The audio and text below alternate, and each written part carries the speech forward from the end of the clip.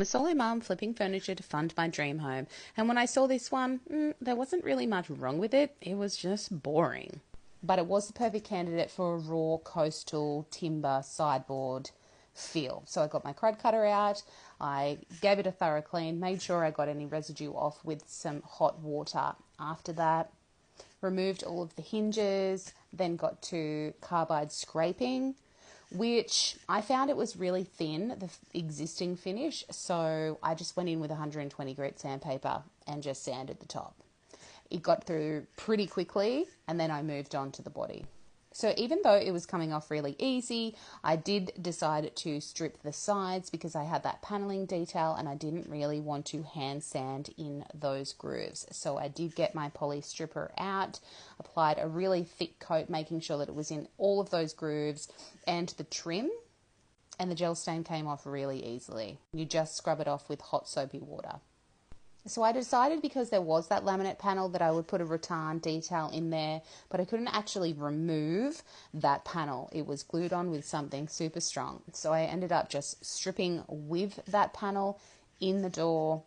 I cleaned them off, let them dry.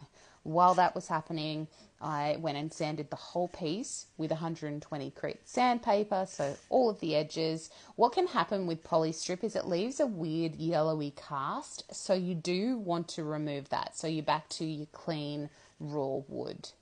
So I went over the entire piece, and this was a really quick process. Everything just sort of dusts off. I went in, because it was a little bit fuzzy in those grooves, I went in and just hand sanded those, only lightly though, and then moved on to the doors.